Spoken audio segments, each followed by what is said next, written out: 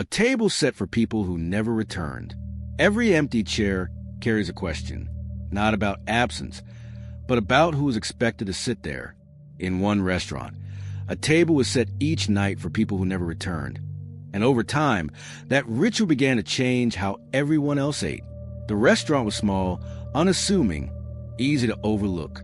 It sat on a street where businesses turn over quickly, names changing faster than habits.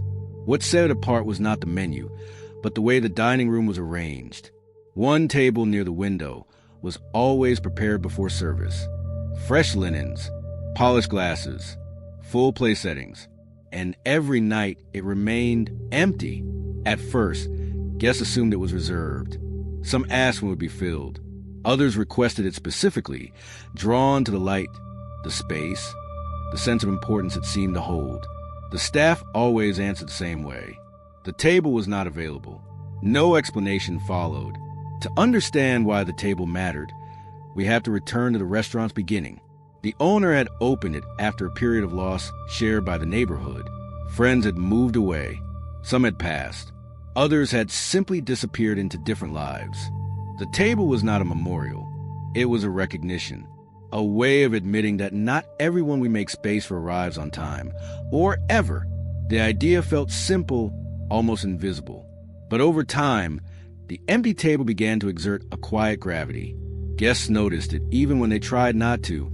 Conversations paused when eyes drifted toward it. The absence felt deliberate, not forgotten. In a culture that optimizes space relentlessly, leaving a table unused was an act of refusal. It rejected efficiency. It rejected the idea that every seat must be monetized, every absence explained away. The owner never announced this philosophy. He simply practiced it. Regulars began to understand without being told. They stopped asking about the table. They spoke more softly near it.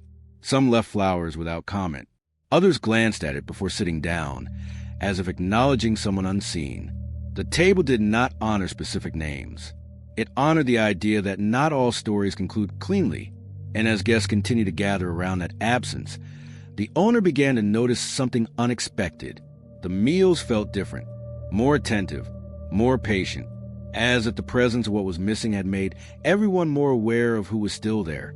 That awareness would soon deepen, because the table was not finished doing its work, and the meaning it carried was about to collide with a world deeply uncomfortable with leaving space unfilled. As word spread, the empty table began attracting attention beyond the neighborhood.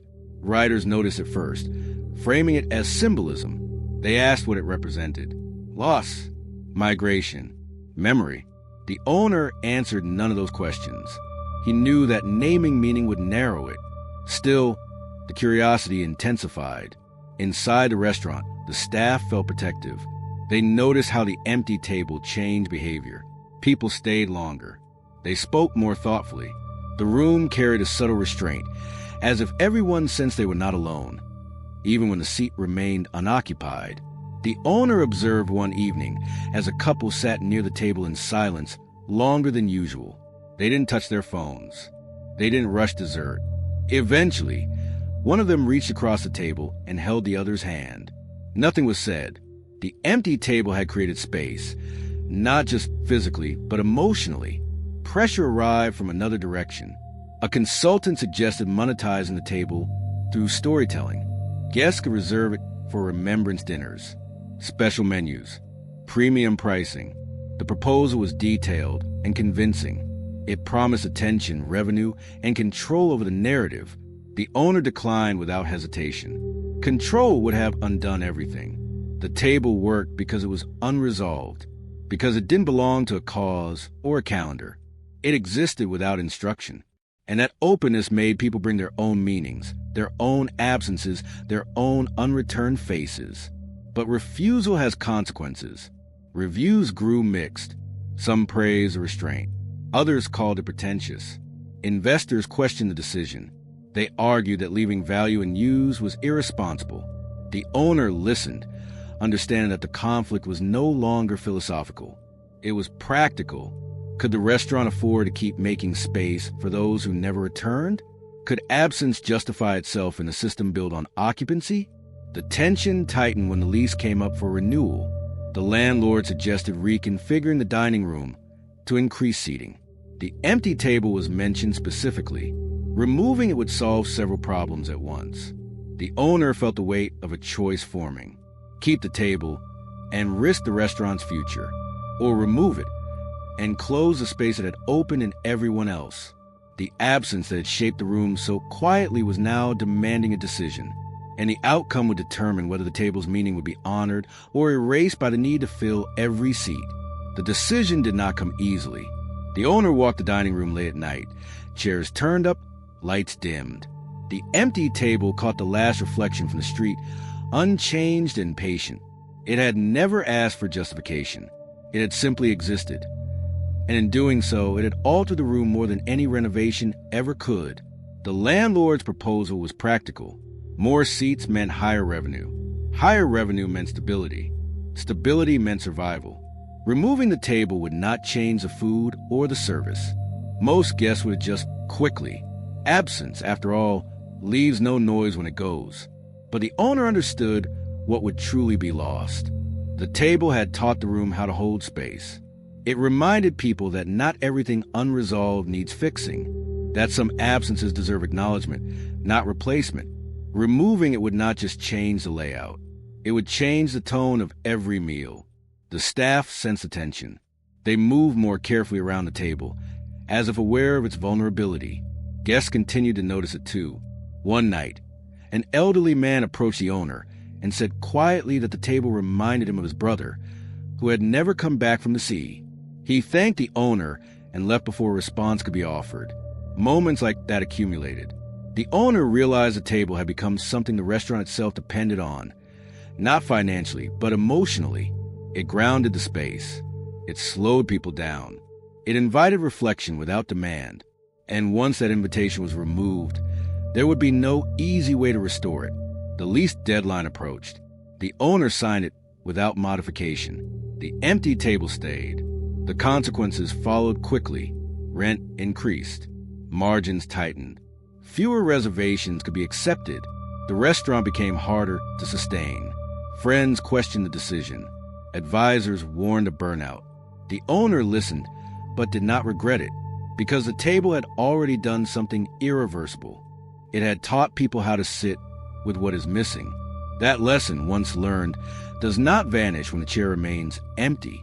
It moves into posture, into patience, into how people listen to one another. The room had changed permanently, even if the table one day disappeared. The emotional peak was not triumph. It was commitment. Commitment to absence as a presence.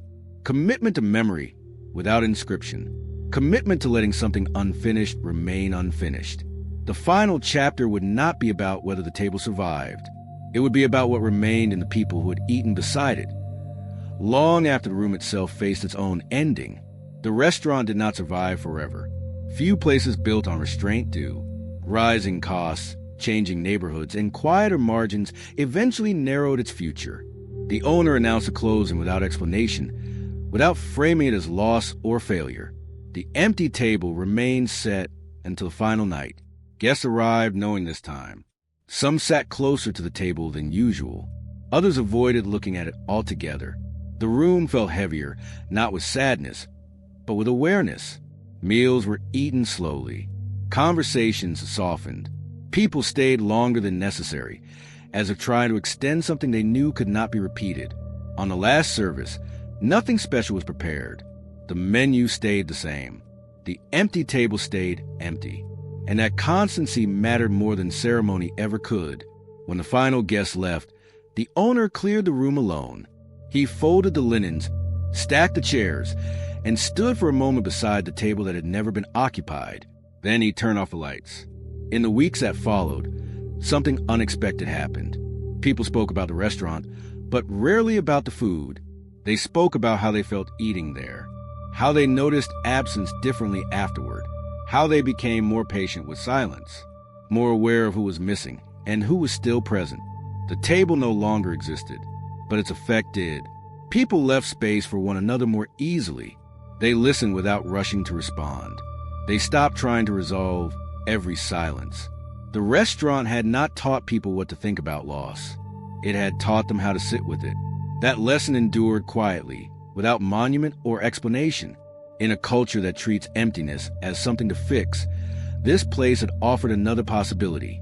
That leaving space can be an act of care. That absence can shape us more gently than presence ever could. That not every chair needs to be filled for a table to feel complete. Sometimes the smallest shift in perspective becomes the beginning of a new future. A